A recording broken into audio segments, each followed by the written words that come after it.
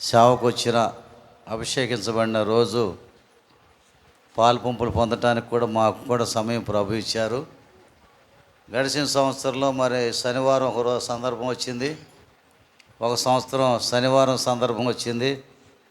శనివారం రాలేకపోయాము, ఆదివారం రాలేకపోయాం. కానీ ఈరోజు సోమవారం కనుక దేవుని కృపలో పాలు పంపులు పొందటానికి ప్రభు చక్కని అవకాశాన్ని ప్రభు కల్పించారు. దేవుని స్తోత్రం, ప్రభువు స్తోత్రం, దేవాది దేవునికి స్తోత్రం. మరి అయ్యగారిని దేవుని యొక్క దాసుని 2 సంవత్సరాలు కాపాడాడు ప్రభు.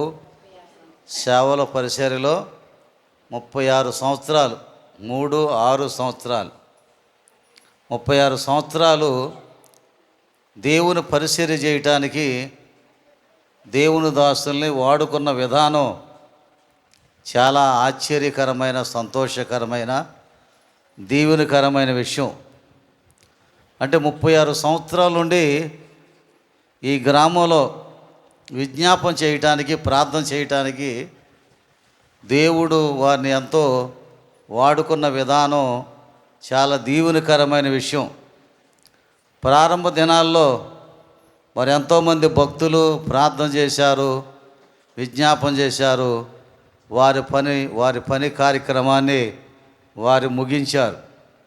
అలాగే మేము కూడా కొద్ది సంవత్సరాలు మరి ఈ గ్రామం రావటం, మరి సువార్త అందించడం, ప్రార్థన చేయటం, ఆ కాలాన్ని ముగింపు చేశాడు ప్రభు. కానీ మోషే గారిని, దేవమణిమ గారిని మాత్రం 36 సంవత్సరాలు స్థిరంగా నిలువబెట్టి ఈ గ్రామం కొరకు విజ్ఞాపన చేయటానికి దేవుడు నిలువబెట్టాడంటే ఎంతో ఎంతో దీవెనకరమైన, సంతోషకరమైన విషయం. మరి ఎలాంటి బలహీనతలు వచ్చినా, అనారోగ్య పరిస్థితులు వచ్చినా, ఆర్థిక పరిస్థితులు వచ్చినప్పుడు కూడా దేవుని పరిచర్యలో సాగుతున్న విధానం చాలా మహిమ కలిగిన విధానం అని మనం సంతోషించాలి. మరి దేవుని యొక్క ఉచితమైన కృపను బట్టి మంచి ప్రార్థనా పరులు, దేవుని దగ్గర జవాబు తీసుకుని నడిచేవారు. నేను తోటలూరులో ఉండగా సేవ చేసే సమయంలో మరి ఎన్నో కష్టాలతో సేవకులు దిద్దుబాటు చేసుకుంటూ ఉండేవాళ్ళు. ఎలాంటి ఆహారం అంటే రుచి లేని ఆహారం కనుక పప్పుచారు పెడితే ఇక ఆ రోజులు అది చాలా రుచి కలిగిన ఆహారంగా భుజించేవాళ్ళు. పస్తులుండి ప్రార్థన చేసేవాళ్ళు. అలాంటి పరిస్థితుల్లో ఎదిగిన వారు ఆత్మపూర్లుగా నిలబడ్డారు, భక్తి కలిగిన వారుగా నిలబడ్డారు. దేవుని సేవలో ముందుకు సాగి ఆత్మను సంపాదించే వారుగా నిలబడ్డారు. దైవ సేవకుడిని విడిచిపెట్టుకోకుండా, సహవాసాన్ని విడిచిపెట్టుకోకుండా నిలబడగలిగిన భక్తులుగా నిలబడ్డారు. దేవుని స్తోత్రం, దేవుని స్తోత్రం. ప్రారంభ దినాల్లో మరి మాకు కూడా ఆహార పరిస్థితుల్లో కొదువుగా ఉంటూ ఉండేవి. అలాంటి సమయాల్లో కూడా ఆ పొలాల్లో కొన్ని చేపలు పట్టి ఆ పులుసు పెడితే ఇక అదే సంతోషం, అదే ఆనందం. కనుక ఒక 1/2 కిలో పప్పు కనుక నానేసి పప్పుచారు చేస్తే 50 మంది 60 మంది తినేవాళ్ళు దాన్ని. కనుక అంతటి పరిస్థితిలో ఉన్న వారి విషయాల్లో మాకు ఆహారం లేదని కానీ, మాకు ఆకలి వేస్తుందని కానీ, మేము దోమల్లో ఉన్నామని కానీ, పొలాల్లో తీసుకొచ్చి పడేసాడని కానీ, మరి అలాంటి సరైన స్నానాలు కానీ, సరైన భోజనాలు కానీ, సరైన వసతి లేకుండా మంచులో, ఎండలో, దోమల్లో అలాంటి పరిస్థితుల్లో పొలాల్లో ఉండి ప్రార్థన చేసి 6 నెలలు 2 సంవత్సరాల నుండి ప్రార్థన చేసి దేవుని శక్తిని పొందిన వారు పరిపూర్ణంగా నిలబడ్డారు, ఆత్మపూర్ణంగా నిలబడ్డారు, దేవుని కొరకు నిలబడ్డారు. కానీ డెవలప్ అయిన తర్వాత వారు మంచి రుచి కలిగిన ఆహారాలు పెట్టి, మంచి మటన్లు, చికెన్లు పెట్టి, ఫిష్లు పెట్టి భక్తిలో పెంచిన వారు మాత్రం వారి భక్తి అవకతవకలుగానే ఉంది. వారి భక్తి ఎలా ఉంది? అవకతవకలుగానే ఉంది. కారణం ఏమిటంటే ఆనాటి దినాల్లో నలుగుడు విధానం భక్తి మరి ఈనాటి దినాలు అలా నలిపినా కూడా నిలబడలేరని అలా చేసినా కూడా మరి అలాంటి భక్తి ఈనాటి దినాల్లో మరి అలాంటి భక్తులు నిలబడటం చాలా దీవెనకరమైన సంతోషకరమైన విషయం. కానీ ఏ విధంగా అయినా ఈ కూడికి నేను రావాలని 2 వారాల నుంచి తీర్మానంలో ఉన్నా. ఈ కూడికి రావాలని బయలుదేరితే నిన్న ఆరాధన తమిళారాధన తెలుగారాధన చూసుకుని విశ్వాసాలను బలపరిచి వాళ్ళ హాస్పిటల్ వెళ్ళి బలపరిచి మాట్లాడి నేను 4 గంటలు బయలుదేరితే నెల్లూరులో ఆల్ట్ అవ్వాల్సి వచ్చింది. మరలా నెల్లూరులో వేరే వారిని బలపరచడానికి కానీ వారిని మాట్లాడతాను కానీ అలా పొద్దుపోయేదాకా వాళ్ళతో మాట్లాడి తెల్లారుజామున మరలా 3 గంటలు లేచి మళ్ళీ చీరాల దగ్గర వేటపాలెం వచ్చి అక్కడ మళ్ళీ సేవకులను బలపరిచి విషయాలు మాట్లాడి మరలా చీరాలు వచ్చి అక్కడ మాట్లాడి మరలా గ్రామంలో ఇంకొక గ్రామం వచ్చి ఇలా ఇక్కడికి వచ్చే సమయానికి ఇంకా ఉండు మా పరిస్థితి అని బ్రేక్ వేసేవాళ్ళే కనపడ్డారు. కానీ అలా అన్ని బ్రేకులు త్రోసేసి వస్తే ఈ టైంకి వచ్చామన్నమాట. సరైన స్నానాలు లేవు, సరైన భోజనాలు లేవు, సరైన విధానం లేవు. అయినా కూడా ఈ కూడికలో పాల్పంపులు పొందాలని ఈ కూడికలో మరి ఈరోజు ఏ విధంగా అయినా హాజరవుల ఉద్దేశంతో దేవుని కృపలో మరి నడిపించాడు. దేవుని కృపలో మరి దాసుల్ని నిలబెట్టారు. 36 సంవత్సరాలు ఆశ్చర్యకరంగా నిలబెట్టి దేవుని పరిచర్యలో ముందుకు సాగుతున్న విధానాన్ని బట్టి దైవజనుల విషయంలో మనందరం మరి ఆత్మీయతలో ఎదిగిన బిడ్డలందరూ కూడా మీరు ధన్యులని మరి మేము ముందుకు సాగుతున్నాం. ఎందుచేతనంటే దేవుని సేవకుడు ఉండి జ్ఞాపం చేయటం, ప్రార్థన చేయటం చాలా అద్భుతకరమైన దీవెనకరమైన విషయం. ఈరోజు ప్రార్థన చేసేవాళ్ళు లేరు, విజ్ఞాపన చేసేవాళ్ళు లేరు, తీర్మానం వేసేవాళ్ళు లేరు, శనివారం బుధవారం శుక్రవారం కూడా ఉపవాసం ఉండేవాళ్ళు లేరు. అలాంటి పరిస్థితిలో సాగుతున్నప్పుడు కూడా మరి మీకోసం విజ్ఞాపన చేస్తూ దైవజనులు సాగుతున్న విధానాన్ని బట్టి చాలా సంతోషకరమైన దీవెనకరమైన విషయం. దేవుని స్తోత్రం. అయితే కుటుంబాల్లో భార్యాభర్తలైనా అన్నదమ్ములైనా అక్క చెల్లెండ్రైనా సంఘములో సేవకుడు శిష్యులైనా ఎలా ఉంటే అది దీవించబడద్దంటే చేయి కన్నులాగుంటే దీవించబడద్దు. ఎలా ఉంటే మీ చేతులు ఉన్నాయి, మీకు ఏమైనా చేతులు ఉన్నాయా? ఇక నాకు చెయ్యి ఉంది, మీకు కూడా ఎత్తని చేతులు ఉన్నాడు, చేతులు ఎత్తండి. ఈ చేయిలాగా ఈ కన్నులాగా ఉంటే కానీ దైవ సేవకుడు విశ్వాసి లేకపోతే భార్య భర్త లేకపోతే అన్నదమ్ములు అక్క చెల్లెళ్ళు కుటుంబంలో ఇలా ఎలా ఉంటే ఆ కుటుంబానికి ఆ సంఘానికి దీవెనకరం ఉంటుందంటే చేయిలాగా కన్నులాగా ఉండాలి. ఎలా ఉండాలి? ఏంటి చేయిలాగా కన్నులాగా ఉంటావేంటి? ఇప్పుడు మనందరం తల్లి గర్భంలో మనకు తోడు, తల్లి మనకు తోడుగా ఉంది కనుక తల్లి గర్భంలో ఎదిగాం. అలాగే కొంచెం వయసు వచ్చిన తర్వాత స్నేహితులు తోడు ఉంది కనుక ఎదుగుదలలో ముందుకు సాగాం. స్నేహితులతో ఉండటం, ఆడుకోవటం, పిల్లలతో ఆడుకోవటం, అలాంటి ఎదుగుదలలో ముందుకు సాగాం. తర్వాత వివాహం అయిన తర్వాత భర్తకు భార్య, భార్యకు భర్త, అలాగే సేవకుడికి విశ్వాసికి సేవకుడు తోడుగా ఉండటం వల్ల కుటుంబాలు ఆశీర్వాదకరంగా నిలబడినాయి. అలాగే వృద్ధాప్య దశ వస్తే పిల్లలు తోడుగున్నారు కనుక వారికి ఆనందంగా ఉంటుంది. కానీ ఏ తోడు లేని వారు ఎవరు? ఏ తోడు లేని వారు గర్భంలోనేమో శిశువుకి తల్లి తోడు, ఎదిగేటప్పుడేమో సోదరుల తోడు. అలాగే మరి బంధం ఏర్పడిన తర్వాత సేవకుడికి విశ్వాసి తోడు, విశ్వాసికి సేవకుడు తోడు, భర్తకు భార్య తోడు, భార్యకి భర్తకు తోడు. అలాగే వృద్ధాప్యం వచ్చిన తర్వాత వీళ్ళకి పిల్లల తోడు. మరి ఏ తోడు లేని వారెవరు? ఏ తోడు లేని వారెవరంటే సమాధి అనేది మనకి ఏ తోడు లేకుండా ఉంది, ఏ తోడు లేకుండా ఒంటరిగా ఉంది కనుక ప్రభు అలాంటి ఏ తోడు లేకుండా ఆ సమాధి కార్యక్రమానికి వెళ్ళకుండా దేవుడు మనల్ని సురక్షితంగా కాపాడుతున్నాడు. దేవుని స్తోత్రం. ఏ తోడు లేకుండా నా సమాధి తోడు కొరకు ఎదురు చూస్తూ ఉంది. నేను తోడు లేకుండా ఉన్నాను, నేను ఒంటరిగా ఉన్నాను, నేను ఆందోళన ఉన్నాను, నువ్వు ఎప్పుడు వస్తావు కుమారుడా, నువ్వు ఎప్పుడు వస్తావు కుమార్తె అని ఏ తోడు లేని సమాధి ఎదురు చూస్తూ ఉంది కనుక దేవుడే మనకు అండగుండి నడిపిస్తూ ఉన్నాడు. దేవుని స్తోత్రం. కనుక ఆ సమాధిని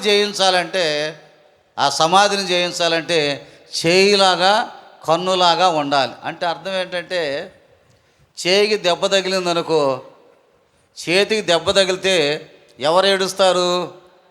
ఎవరు ఏడుస్తారు? కన్ను ఏడుస్తుంది. చేయికి దెబ్బ తగిలితే కన్ను ఏడుస్తుంది. మరి ఏడుపును తుడవాలంటే ఎవరు? ఎవరు? ఏంటి? చేయనా? భలే చెప్పేసావే. చేయికి దెబ్బ తగిలితేనేమో కన్నీరు కారుస్తుంది. కన్నీరు తుడవాలంటే చేయి తుడుస్తూ ఉంటుంది. అలాగే సంఘ కాపరి, సంఘ విశ్వాసి అలా ఉంటేనే కానీ మన కుటుంబాలు దీవెనకరంగా నిలబడతాయి. ఒకళ్ళు భార్యాభర్తలు అంటారు, అలాగే భార్యాభర్తలు కూడా చేయి కన్ను ఎలా ఉందో, ఒకరు గాయమైతే ఒకరు ఎలా ఏడుస్తున్నారో, ఒకరు ఏడుస్తుంటే ఎలా తుడుస్తున్నారో, అలాంటి బంధత్వ కలిగిన అనుభవం ఉంటేనే కానీ మన ఆత్మీయతలు ఎదగలం, ఆత్మీయతలు ముందుకు సాగలం. ఇప్పుడు మరి మోషే గారికి ఎన్ని సంవత్సరాలు? అసలు బాల్యం నుంచి సేవలో నుంచి మొత్తం ఎన్ని సంవత్సరాలు? టోటల్గా 80 సంవత్సరాలు 70 సంవత్సరాలు ఉంటాయా ఏంటయ్య గారు? ఎన్ని సంవత్సరాలు? 70 75 ఉండు. 70 సంవత్సరాలు. మరి 70 సంవత్సరాలు జీవించడం అంటే చాలా గొప్ప విషయం కదా. 70 సంవత్సరాల జీవితంలో మరి కుమారులు ఎవరి దారి వాళ్ళకి గాపిచ్చేసాడు దేవుడు. మరి కుమారులు కోడలను రప్పించాడు, వాళ్ళిద్దరు బిడ్డలు రప్పించాడు. దేవుడి కృప ద్వారా సుఖ సంతోషాలతో జీవించే భాగ్యాన్ని దేవుడు అనుగ్రహించాడు. వారి జీవితాల్లో, బ్రతుకుల్లో జీవించటానికి వారి కుటుంబీకులందరూ కూడా ఎవరు బ్రతుకు వారు బ్రతకటానికి దారి దేవుడు చూపించాడంటే వీళ్ళ ప్రార్థనా శక్తిని బట్టి, ప్రార్థన విధానాన్ని బట్టి దేవుడు వారికి గొప్ప అనుభూతిని కలిగించాడు. కనుక దేవుని యొక్క విశ్వాసి అలాగే సేవకుడు కూడా చేయి కన్నులాగుంటే ఆ కుటుంబం, ఆ సంఘం దీవించబడుతుంది. ఆ సంఘములో అద్భుత కార్యాలు జరుగుతాయి. ఎలాంటి తారతమ్యాలు లేకుండా నిలబడుతూ ఉంటుంది. తగిలితే తగిలిన దెబ్బ, కడితే కానీ రక్తం నాకెందుకని కన్ను అనుకోదు. సరే, కన్ను ఏడిస్తే నాకెందుకని చేయి ఊరుకోదు.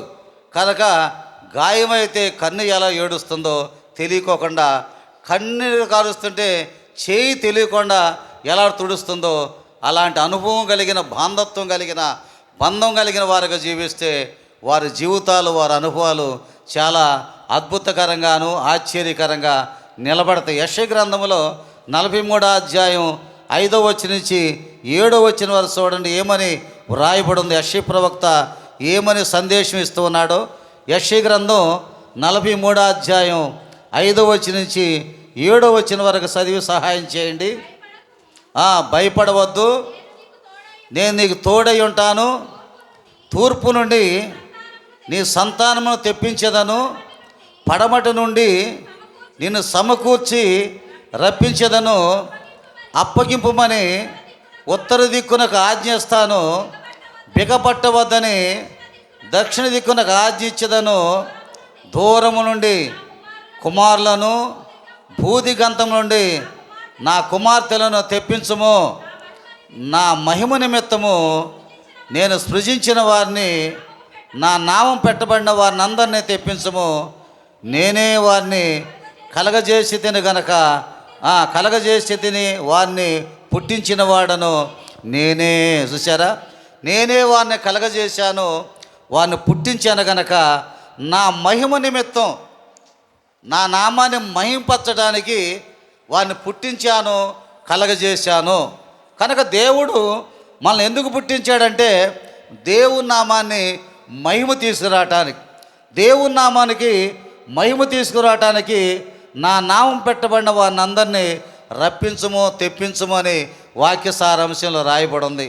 కనుక దేవుని యొక్క వాక్యము నేనే వారిని కలగజేసి తిని వారిని పుట్టించిన వాడను నేనే అని ప్రభువు చెబుతున్నాడు. కారణం ఎందుకు పుట్టించాడు, ఎందుకు కలగజేశాడు? నువ్వు భయపడవద్దు అంటున్నాడు, నేను నీకు తోడై ఉంటాను అంటున్నాడు.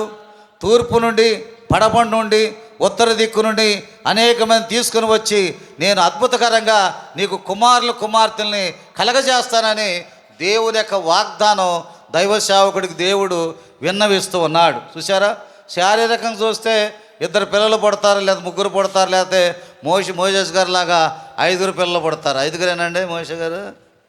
5 3? మమ్మకం కనుక 5 ఎలా ఉన్నారు, మోసే గారు కూడా 5 సంతానం అలా ఉన్నారు. కనుక 5 6 7 వరకే, కానీ 10 మంది వరకే. కానీ సేవకుడికి మాత్రం అనేక మంది కుమారులను, అనేక మంది కుమార్తెలను నేను రప్పిస్తాను అంటున్నాడు.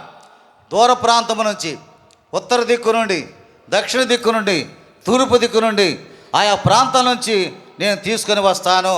ఓ ఉత్తర దిక్క నువ్వు బిగ్గబట్టవద్దు, ఓ దక్షిణమా నువ్వు బిగ్గబట్టవద్దు, ఓ పడమరా నువ్వు బిగ్గబట్టవద్దు ఓ అని దేవుడు దిక్కులకు కూడా ఆజ్ఞ ఇచ్చి అన్ని పక్కల నుంచి తీసుకొని వచ్చి కుమార్తెలుగా నేను నీకు కలగజేయటానికి నేను నిన్ను పుట్టించాను అని దేవుని యొక్క వాక్యం మనతో మాట్లాడుతుంది.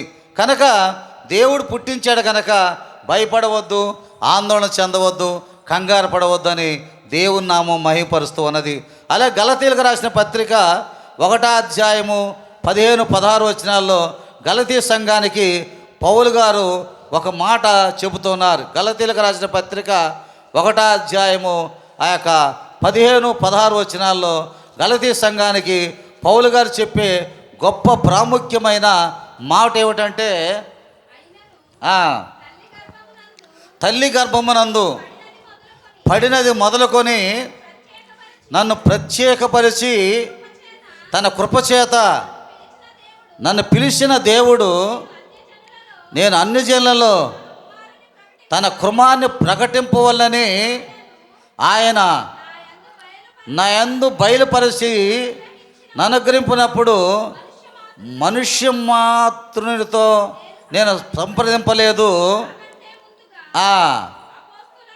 అపోస్తులైన చూసారా, తల్లి గర్భం నుండి 18 మొదలుకొని నన్ను ప్రత్యేకపరిచి తన కృపచేత దేవుడు నన్ను ప్రకటించాలని పిలిచాడు అని అంటున్నాడు. గలతీ సంఘస్థులారా, గలతీ ప్రయోజకులారా, గలతీ విశ్వాసులారా, మీరందరూ నా కుమారులు కుమార్తెలు, మీరందరూ కూడా నా కుమారులు కుమార్తెలు, మనవళ్ళ మనవరాళ్ళు. కానీ దేవుడు నన్ను తల్లి గర్భంలో 18 మొదలుకొని, తల్లి గర్భంలో పుట్టినది మొదలుకొని నన్ను ప్రత్యేకపరిచాడు. ఏం చేశాడు? ప్రత్యేకపరిచాడు. తన కృపచేత నన్ను పిలిచాడు. దేవుని కృపచేత నన్ను పిలిచాడు, ప్రత్యేకపరిచాడు. ప్రకటించాలని, దేవుని నామాన్ని ప్రకటించాలని, దేవుని మహిమ తేవాలని దేవుడు నన్ను ఏర్పాటు చేసుకున్నాడు. దేవుని స్తోత్రం. 24 వచ్చిన చూడండి, మహిమ కొరకు దేవుడు నన్ను ఏర్పాటు చేసుకున్నాడు. మునుపు మనలను హింస పెట్టినవాడు తాను పూర్వమందు పాడు చేసు ప్రకటించుతున్నాడు సంగతి మాత్రమేని వారు నన్ను బట్టి దేవుని మహిమపరచరి. కనుక నన్ను బట్టి దేవుని మహిమపరచడానికి నన్ను పుట్టించాడు దేవుడు. ఎందుకు పుట్టించాడంటే దేవుని నామాన్ని నన్ను బట్టి మహిమపరచడానికి, నన్ను బట్టి ఘనపరచడానికి, నన్ను బట్టి దేవుని నామాన్ని ఘనపరచడానికి దేవుడు నన్ను పుట్టించాడు. కృపచేత బలపరిచాడు, కృపచేత స్థిరపరిచాడు, కృపచేత నిలబెట్టాడు దేవుడు అంటున్నాడు సాక్షిగా. ఎంత అద్భుతకరమైన మాట, ఎంత దీవెనకరమైన మాట, ఎంత సంతోషకరమైన మాట. దేవుడు మనల్ని ఎందుకు పుట్టించాడంటే ఆయనకు నామాన్ని ప్రకటించడానికి, దేవుని నామాన్ని మహింపరచడానికి, దేవునికి ఘనత తీసుకురావడానికి దేవుడు మనకు ఒక జన్మ దేవుడు అనుగ్రహించాడు. కనుక ఈ లోకములో కొన్ని తోడనేది దేవుడు మనకి ఏర్పాటు చేశాడు. అయితే సమాధి అనేది నాకు తోడు లేడని విన్నవిస్తూ మొరపెడుతున్నప్పుడు కూడా సమాధిని దూరం చేసి దేవుడు నన్ను దేవుడు కాపాడుతూ అద్భుతకరమైన ఆయన సన్నిధిని, ఆయన మందిరాన్ని దేవుడు మనకు తోడుగా చేసి ఆయన మహింపరచడానికి దేవుడు మనల్ని సిద్ధపరుస్తున్నాడని గలతీయులకు రాసిన పత్రికలో తేటగా దేవుని యొక్క మాట మనకి కనిపిస్తుంది. అదే కొరింథీ సంఘానికి కూడా మరొక మాట, మొదటి కొరింథీయులకు రాసిన పత్రిక 6వ అధ్యాయము 19-20 మొదటి కొరింథీయులకు రాసిన పత్రికలో కొరింథీ సంఘానికి ఏమని బోధిస్తున్నాడో చూద్దాం. 6వ అధ్యాయము 19-20. మీ దేహము దేవుని వలన మీకు అనుగ్రహింపబడి మీలో ఉన్న పరిశుద్ధాత్మకు ఆలయమైనదని మీరు ఎరుగరా? మీరు సొత్తు కారు, మీరు విలువ పెట్టి కొనబడిన వారు గనక దేహంతో దేవుని మహిమ పరసురి. చూశారా? మీరు విలువ పెట్టి కొనబడిన వారు, మీ దేహము దేవుని వల్ల మీకు అనుగ్రహింపబడి మీలో ఉన్న పరిశుద్ధాత్మకు ఆలయమై ఉన్నదని మీరు ఎరుగరా? మన దేహములో పరిశుద్ధాత్మ నివాసం చేస్తూ ఉన్నాడు. పరిశుద్ధాత్మ నివాసం చేయటానికి మన దేహాన్ని ఏర్పాటు చేశాడు. ఆయన మనల్ని కొన్నాడు కనుక, విలువ పెట్టి ఆయన మనల్ని కొన్నాడు కనుక దేవుని నా దేహంతో దేవుని మహింపరచమంటున్నాడు.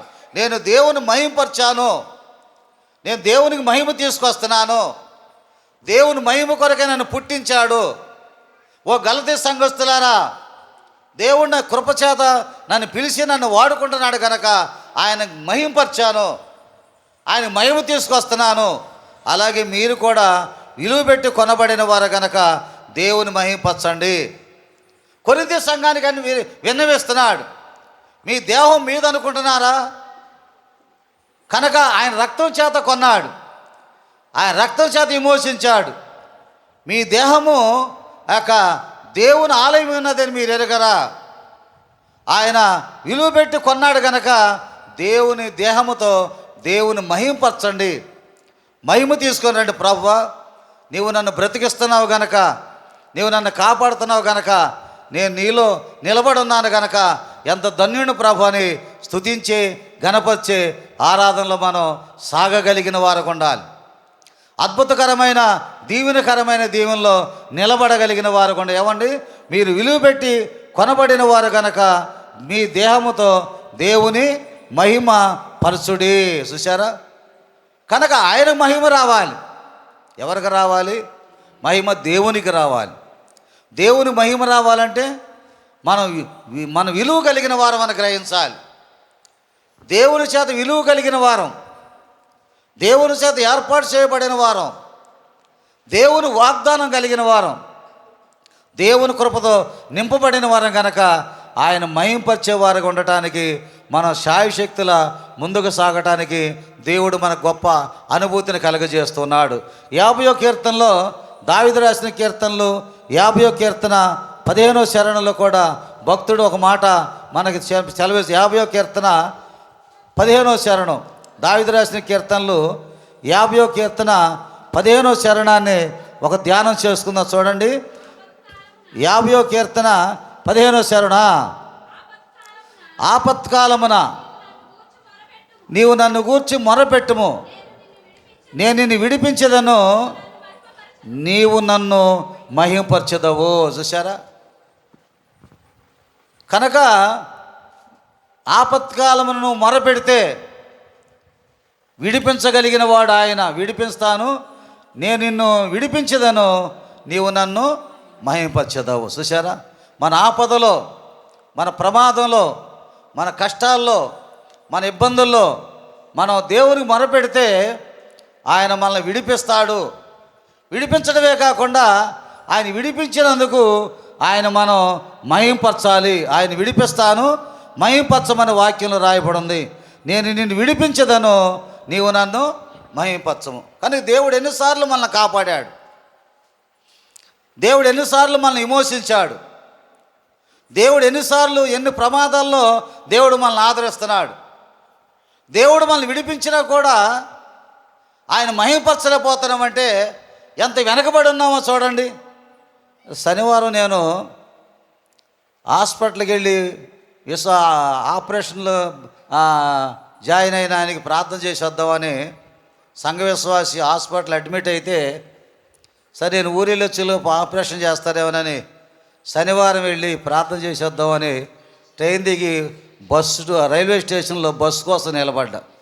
ఇలాగే పాసింజర్ నిలబడతానికి మెరకుంటుంది, ఇలా ఆటోలన్నీ ఇటు వెళ్తూ ఉంటాయి, బస్సులు ఇటు వెళ్తూ ఉంటాయి. సరే నేను ఇటు ఆటో వెళ్తూ ఉంటే కదా ఇక్కడ నిలబడితే ఈలో బస్సు వచ్చింది ఏమన్నా చూస్తే నేను వెళ్ళాకే బస్సు ఆ బస్సు చూసేలేక అక్కడి నుంచి 2 అడుగులు అట్లా బస్సు కోసం అట్లా వేసాక అమ్మో అని కింద కూలిపోయింది ఒక ఆమె. అంటే నా స్థానంలోకి ఒక ఆమె వచ్చి నిలబడింది. ఈ మెరగ స్థానంలోకి ఆమెను గుద్ది మెరగ స్థానంలోకి ఎక్కేసి నా దగ్గరకు వచ్చి ఆగిపోయింది ఆటో. కనుక నేనున్న స్థలంలో 2 అడుగులు ముందుకు నడిపించాడు. హాస్పిటల్కి వెళ్ళి ప్రార్థన చేపించొద్దాం అనుకున్న వాడిని నేనే హాస్పిటల్ అడ్మిట్ అవ్వాల్సి వచ్చేది. ఆ గుద్దుకి ఆమె కాలు ఇరిగిపోయి అమ్మో అమ్మో అని కేకలేయటం మొదలెట్టింది. పైకెక్కేసేసి ఆరు భయంకర పరిస్థితి జరిగిందనమాట. క్షణములో త్రుటిలో ఏదో హాస్పిటల్కి వెళ్ళి ప్రార్థన చేసేద్దామని మనం వెళితే మనమే హాస్పిటల్ అడ్మిట్ అయ్యే పరిస్థితి జరుగుతుంటే ఇక దేవుడికి మనకు సంబంధం ఏముంది? కనుక నేను ఆలోచించప్పుడు భయపడిపోయా, ఓ దేవుడు త్రుటిలో తప్పించాడా ఈ ప్రమాదం నుంచి. ఈ 2 వారాలు తీర్మాన ప్రార్థనలు ఉండటం వల్ల ఎంత మేలు జరిగిందని నేనెంతో అక్కడే నిలబడి దేవుడిని స్తుతించాను అన్నమాట. మన పరిస్థితి అంతా అంతే. ఇది చిన్న విషయమే, ఇలా పెద్ద విషయాలు ఎన్నో ఉన్నాయి. కానీ దేవుని యొక్క అద్భుతకరమైన విషయం ఏమిటంటే, నేను నిన్ను విడిపిస్తున్నాను, నువ్వు నన్ను ఎందుకు మహింపరచట్లేదు, నేను నిన్ను కాపాడుతున్నాను, నాకు మహిమ ఎందుకు తీసుకురావట్లేదు. ఎన్నో దినములుగా, ఎన్నో వారాలుగా, ఎన్నో నెలలుగా, ఎన్నో సంవత్సరాలుగా కాపాడుతున్నా కూడా నా దేవుడు నన్ను కాపాడుతున్నాడని మహిమ ఎందుకని నీవు దేవుణ్ణి మహింపరచ ఏమని చెబుతుంది? ఆపత్కాలమున నీవు నన్ను గూర్చి మొరపెట్టుము, నీవు నన్ను విడిపించదవు, నేను నిన్ను మహింపరచదను. కనుక ఏం కావాలని ఆయన కోరుకోవట్లేదు. 23వ చరణం చూడండి. 23వ చరణం ఏముందో రాయబడిందో, 23వ చరణం. స్తుతియాగం అర్పించువాడు నన్ను మహింపరచుస్తున్నాడు, నేను వానికి దేవుని రక్షణ కనపరచున్నట్లు వాడు మార్గము సిద్ధపరచును. చూసారా, దేవునికి మహిమ చెల్లిస్తే, స్తుతులు చెల్లిస్తే దేవుడు మనకు మార్గాన్ని ఏర్పాటు చేస్తాడు, మనకు దారి ఏర్పాటు చేస్తాడు. స్తుతియాగం అర్పించువాడు నన్ను మహింపరచుస్తున్నాడు కనుక నేను వానికి దేవుని రక్షణ కనపరచట్లు వాడు మార్గం సిద్ధపరచుకున్నాను. అంటే దారి చూపిస్తాడంట దేవుడు. దేవునికి స్తుతియాగం స్తుతిస్తే ఆయన మహింపరిస్తే మనకు మార్గాన్ని దారి చూపించి ఆయన నడిపిస్తాడంట. అంటే ప్రభువుని మనం మహింపరచాలి అని వాక్యం మనతో మాట్లాడుతుంది. దేశానికి ఒక కథ ఉంటుంది, దేశానికి ఒక జెండా ఉంటుంది, దేశానికి ఒక సింబల్ ఉంటుంది. అలాగే జపాన్ దేశంలో కథ ఉంది. జపాన్ దేశంలో కథ ఏమిటంటే, వాడు పూర్వకాలంలో ఉన్న కథ జపాన్ దేశంలో అందరూ ఆ కథను కొనియాడతారు. ఈ జపాన్ దేశంలో ఒక పిల్లి విక్టోరియా రాణిని చూడటానికి వెళ్ళిందట. అంటే దేశాన్ని పరిపాలిస్తున్న మహారాణిని చూడాలని పల్లెటూరులో పొలాల్లో తిరిగి ఆ పిల్లి పట్టణానికి వెళ్ళి రాజధానికి వెళ్ళి ప్రయాణం చేసి కొన్ని నెలలుగా ప్రయాణం చేసి ఆ యొక్క విక్టోరియా రాణి ఆ రాణి యొక్క అంతఃపురం దగ్గర గేటు దగ్గరికి వెళ్ళి నిలబడింది. ప్రయాసపడి ఎట్టగేట్లకు చేరింది. అయితే రాణి లోపలికి వెళుతున్నప్పుడైనా చూడవచ్చు, రాణి గారి వెలుపల కొడుతున్నప్పుడైనా చూడవచ్చు అని ఆ గేటు దగ్గర పుల్లి కనిపెట్టుకుని ఉంది. కనుక దీని ఉద్దేశం ఏమిటి? రాణిని చూడాలని, రాణిని చూస్తే నా జన్మ ధన్యమవుతుందని ఈ పిల్లి ఉద్దేశం. ఈలోగా ఒక చిన్న ఎలుక పిల్లి కనపడింది. ఎలుక కనపడింది పిల్ల. ఎలుక పిల్ల కనపడితే ఏం చేసింది? ఇప్పుడు ఎలా ఉంది? ఇది ఆకలితో ఉంది. దీని ఆశ ఏమిటి? రాణి గారిని చూద్దామని. ఇప్పుడు ఎలా ఉంది? ఆకలితో ఉంది. ఏం కనపడింది? ఎలుక పిల్ల కనపడింది. ఎలుక పిల్ల కనపడలేకి ఇప్పుడు ఎలుక పిల్ల ఆకలి తీర్చుకోవాలా, రాణిని చూడాలా? రాణిని చూడాలా, ఆకలి తీరాలా? ఏది తీరాలి? ఆకలి తీరాలా, రాణిని చూడాలా? ఇప్పుడు కాకపోతే ఇంకొకప్పుడు రాణిని చూద్దామని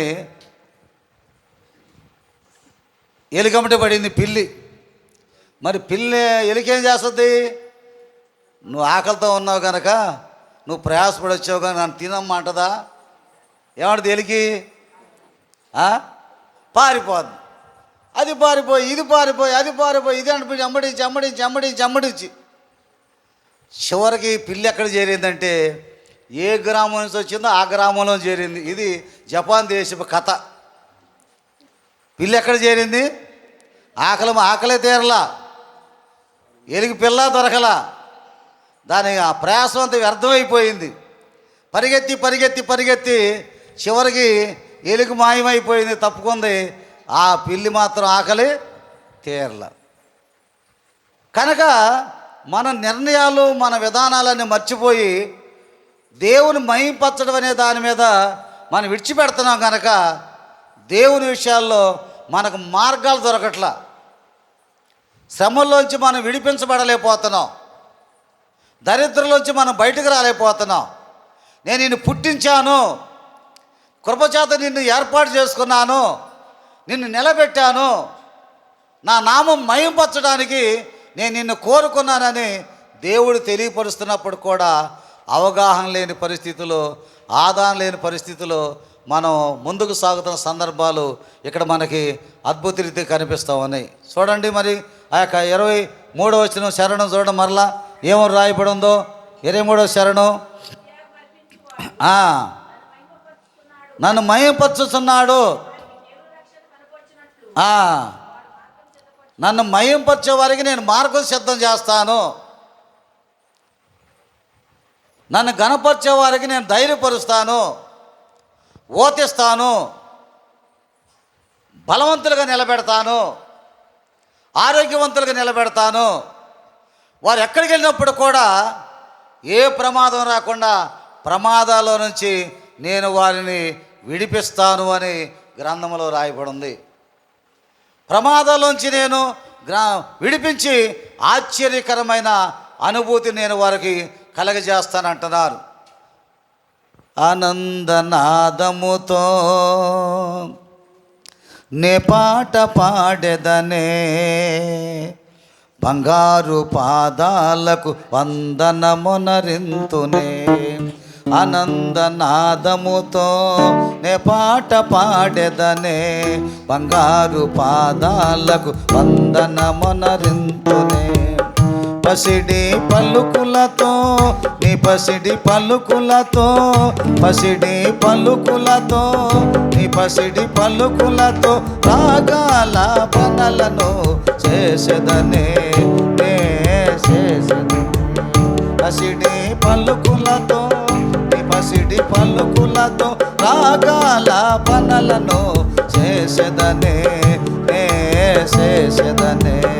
ఆనందనాదముతో నే పాట పాడెదనే, బంగారు పాదాలకు వందనమునరింతునే. ఆనందనాదముతో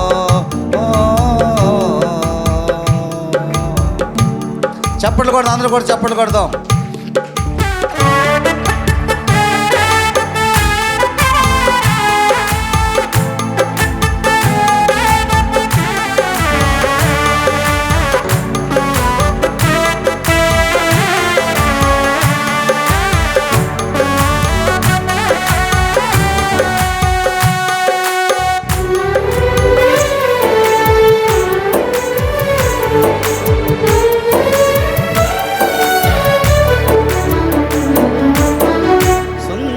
కల్వరి గిరినాథా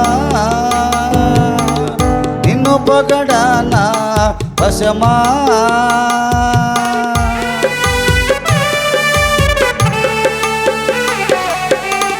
సుందర కల్వరి గిరినాథా నిన్ను పొగడానా వశమా. పితరుల రాజ్యుడా పరలోకవో పావనుడా, పితరుల రాజ్యుడా పరలోకవో పావనుడా. నా మనోనేత్రుడా, నా ఆత్మనేత్రుడా, నా మనో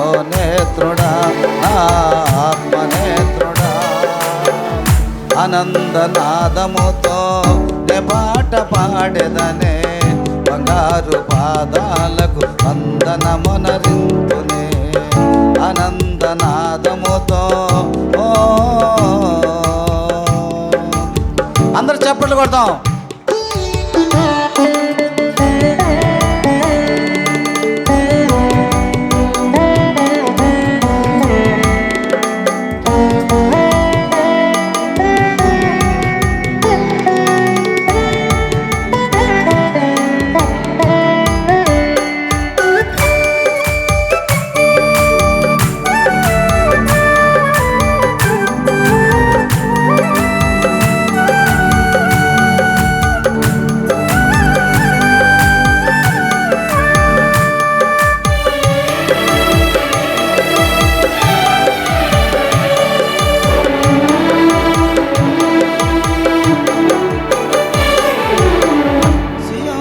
రాజా ఓ రాజా,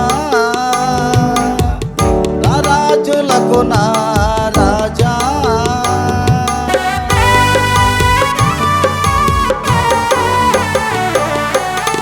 సియోను రాజా ఓ రాజా, నా రాజులకు రాజా, శక్తి సంపన్నుడా, సర్వలోకేశుడా, శక్తి సంపన్నుడా, సర్వలోకేశుడా, నా మనోనేత్రుడా, నా ఆత్మనేత్రుడా, నా మనోనేత్రుడా, నా ఆత్మనేత్రుడా. ఆనందనాదముతో నే పాట పాడెదనే, బంగారు పాదాలకు వందనమునరింతునే. ఆనందనాదముతో దేవునికి స్తోత్రం, దేవునికి స్తోత్రం. యోహాను సువార్త 15వ అధ్యాయం 8వ వచనం. యోహాను సువార్త 15వ అధ్యాయము 8వ వచనం చదువుకుందాం. యోహాను సువార్త 15వ అధ్యాయము 8వ వచనం. మీరు బహుగా ఫలించడం వలన నా తండ్రి మహింపరచబడును, ఇందువలన మీరు నా శిష్యులగుదురు. దేవుని స్తోత్రం, దేవుని స్తోత్రం.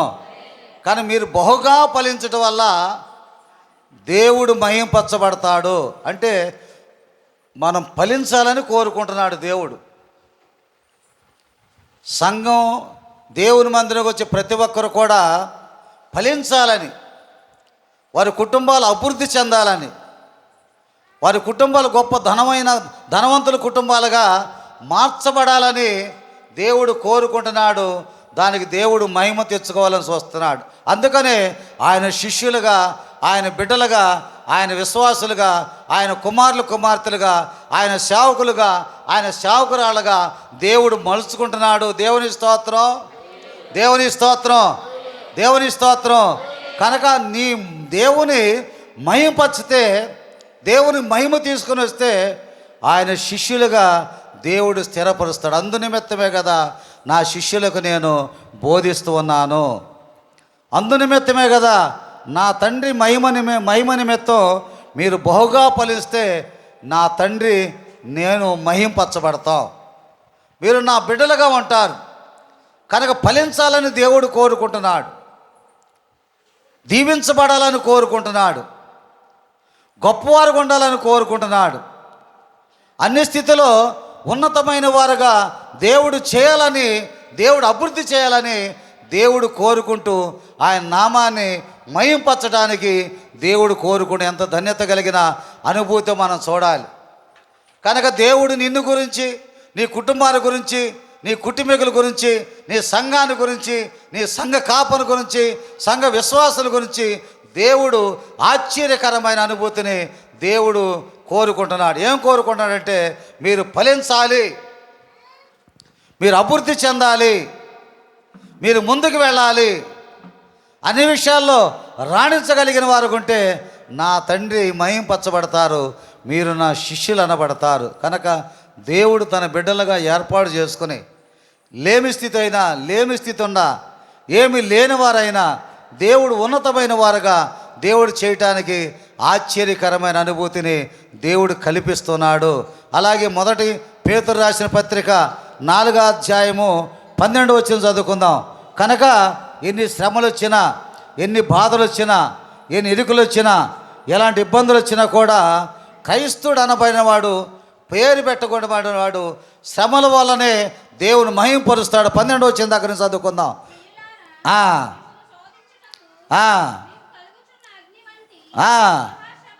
మహాశ్రమను గూర్చి ఇంత సంభవించినట్లు ఆశ్చర్యపడకుడే.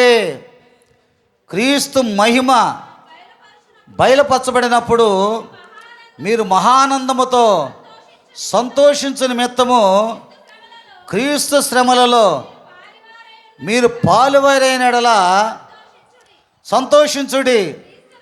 క్రీస్తు నామము నిమిత్తం నింద పాలైన యెడల మహిమా స్వరూపైన ఆత్మ అనగా దేవుని ఆత్మ మీ మీద నిలుచున్నాడు గనక మీరు ధన్యులు. దేవుని స్తోత్రం.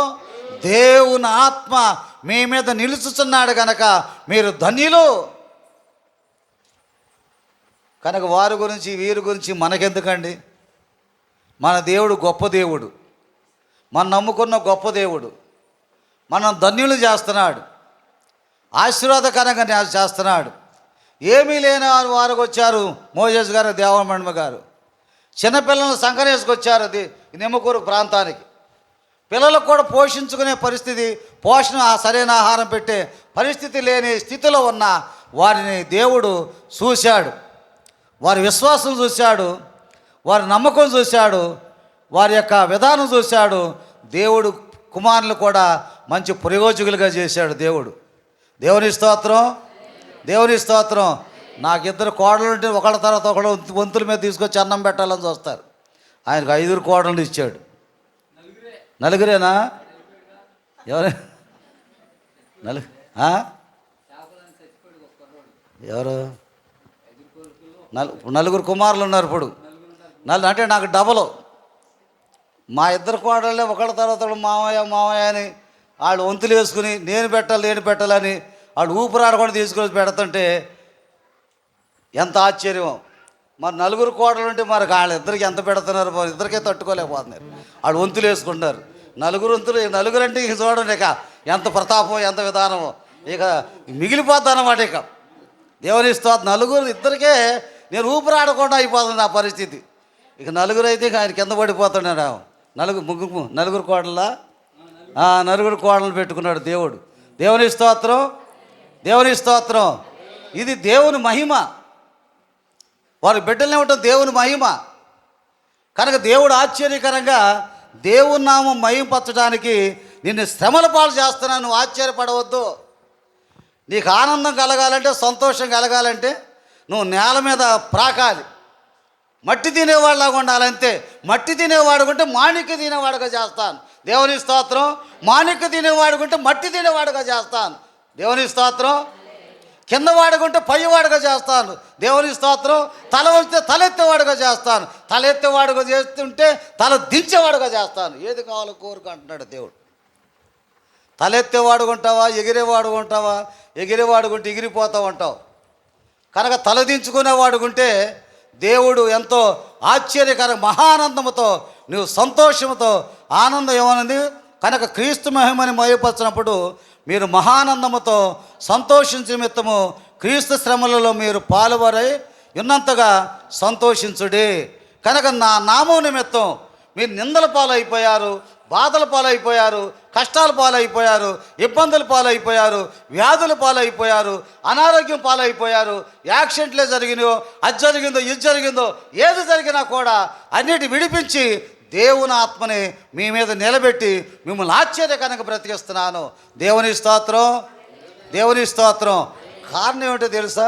ఫిలిప్పీ సంఘానికి ఒక మాట చెప్తున్నా. 4వ అధ్యాయం అక్కడే 11 వచ్చిన కూడా చూడండి. మొదటి పేతురు రాసిన పత్రిక 4వ అధ్యాయం 11 వచ్చిన. ఒకడు బోధించిన దైవోక్తులను బోధించినట్లు బోధింపవలను. ఒక ఉపచారం చేసిన దేవుడు అనుగ్రహించు సామర్థ్యము కొలది చేయవలెను. ఇందువలన దేవుడు అన్నిటిలోనూ యేసుక్రీస్తు ద్వారా మహిమపరచబడును. యుగ యుగములు మహిమయు ప్రభావమును ఆయనకుండునుగాక. చూసారా ఏమంది? తన సామర్థ్యాన్ని బట్టి దైవోక్తులు బోధించినట్లు బోధిస్తున్నావు, ఉపచారం చేస్తున్నావు. దాన్ని బట్టి నా నామానికి మహిమను చెల్లిస్తున్నావు, మహిమను కొనసాగిస్తున్నా, నామాన్ని మహిమపరుస్తున్నావు. కనుక దైవోక్తులను బోధించినట్లు నీవు దేవుని యొక్క వాక్యాన్ని బోధిస్తున్నావు, ఉపచారం చేసినట్లు అనేక మంది కొరకు విజ్ఞాపన చేస్తున్నావు, కన్నీరు గారుస్తున్నావు, ప్రార్థన చేస్తున్నావు. దాని నిమిత్తం నా నామాన్ని నువ్వు మహిమపరుస్తున్నావు అంటున్నాడు దేవుడు. ఎంత ఆశ్చర్యకరమైన విషయం, ఎంత దీవెనకరమైన విషయం, ఎంత సంతోషకరమైన విషయం. కనుక దేవుని వాక్కులు బోధించడంలో కూడా దేవుని మహిమ ఉంది. అలాగే దేవుని బిడ్డల కొరకు ప్రార్థన చేయటం కూడా దేవుని మహిమ. దేవుని స్తోత్రం. కారణం ఏమిటంటే ఇప్పుడు చూడండి, ఫిలిప్పీయులకు రాసిన పత్రిక 4వ అధ్యాయము 18, 19 వచ్చిన చూసుకుందాం. ఫిలిప్పీయులకు రాసిన పత్రిక 4వ అధ్యాయము 18, 19 వచ్చినాన్ని. దీని అంతటి కారణం 4వ అధ్యాయం 18 వచ్చినలో వాటి మహిమపరుస్తున్న విధానాన్ని బట్టి ఆ ఎఫెసీ సంఘానికి పౌలుగా తెలియపరుస్తున్నాడు. ఫిలిప్పీ సంఘానికి ఫిలిప్పీలకు రాసిన పత్రిక 4వ అధ్యాయము 18, 19 వచ్చినాలు. ఏమన్నా? నాకు సమస్తమును సమృద్ధిగా కలిగి ఉన్నది. మీరు పంపిన వస్తువులు ఎపద్రిప్తు వలన పుచ్చుకొని ఏమీ తక్కువ లేక ఉన్నాను.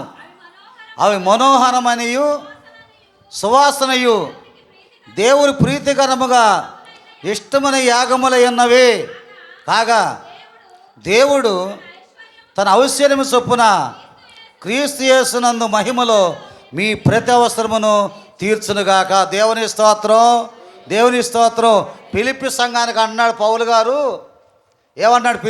ఇందాకేమో మొదట్లోనేమో ఎఫెసీ సంఘానికి చెప్పాడు, గలతీ సంఘానికి చెప్పాడు, తర్వాత కొరింథీ సంఘాన్ని చెప్పాడు. ఇప్పుడేమో ఫిలిప్పీ సంఘానికి చెబుతూ నేను ఏమి తక్కువ లేకుండా ఉన్నాను, నేను ఏది లోటు లేకుండా ఉన్నాను. మీరు పంపించిన మనోహరమైన వస్తువుల వల్ల, మనోహరమైన వాటి వల్ల, యాగం వల్ల దేవునికి ఇష్టమైన యాగములుగా ఉన్నవి. మీరు దేవుని చెల్లించిన కానుక కానీ ప్రతి ఒక్కటి కూడా ఇష్టమైన యాగములుగా ఉన్నవి. దేవుడు తన ఐశ్వర్యం చొప్పున క్రీస్తు మహిమలో మీ ప్రతి అవసరమును తీర్చునుగాక. చూసారా? కనుక దైవజనుడికి ఇచ్చుటలో, దైవజనుడు ఇవ్వటం వల్ల దశమ భాగమే కానీ, కానుక కానీ, సమర్పణ కానీ, మొక్కుబడి కానీ నా దాసులు మీరు ఇస్తున్నారు కనుక, నా దాసుల అవసరం మీరు తీరుస్తున్నారు కనుక, మీరు దేవుని మహింపరుస్తున్నారు కనుక మీరు ఐశ్వర్యవంతులయ్యారు. దేవుని స్తోత్రం, దేవుని స్తోత్రం. ఫిలిప్పీ సంఘానికి అంటున్నాడు, ఓ సంఘస్థులారా, నేను ఏమీ లేకుండా ఉన్నాను, నేను లోట్లో ఉన్నాను. మీరు నాకు ఇచ్చిన ఇష్టమైన యాగాలు, ఇష్టమైన కానుకలు, ఇష్టమైన దశభాగాలు మీరు మనోహరమైనవి నాకు చెల్లించారు కనుక దేవుడు మిమ్మల్ని ఐశ్వర్యవంతులుగా చేస్తున్నాడు, మీకు ఐశ్వర్యం కలిగించాడు. కనుక మోషే గారు దేవమ్మ గారి విషయంలో ఇప్పటి వరకు కూడా దశభాగం విషయంలో కానీ, దేని విషయంలో కానీ అది ఎప్పటికైనా అది గురువుకు తప్ప మరొకరు మార్చడం కానీ, మరో ఇవ్వటం కానీ అలాంటి పరిస్థితి. నేను ఎలా మా గురువు దగ్గర ఎలా ఉన్నామో అలాంటి కట్టల్లో వారు నిలబడ్డారు కనుక దేవుడు వారిని అంతగా ఆస్వాదిస్తున్నాడు, అంతగా దేవుడు మహింపరుస్తున్నారు.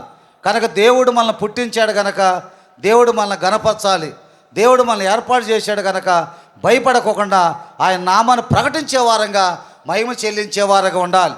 కనుక దేవుని యొక్క అద్భుతకరమైన విషయంలో మనం ఫలించాలన్నా, ఐశ్వర్యం పొందాలన్నా, దీవుని పొందాలన్నా దేవుని మహింపచ్చేవారుగా నిలబడితే దేవుడు ఎంతో ఆశ్చర్యకరమైన అనుభూతిని దేవుడు కలగజేస్తాడు. నిజంగా దైవజనుల వారి స్థితిలో, వారి పేదరికంలో ఉన్నప్పుడు, సమృద్ధి ఉన్నప్పుడు కూడా, పేదరికంలో కూడా, లేమి స్థితిలో ఉన్నప్పుడు కూడా, వారు తినకపోయినా దేవుడికి ఇచ్చే దానిలో మాత్రం వారు జాగ్రత్త వహించారు కనుక దేవుడు వారి బిడ్డలను కాపాడాడు, ఆశ్చర్యంగా నిలబెట్టాడు, వాడు అవసరం తీర్చాడు.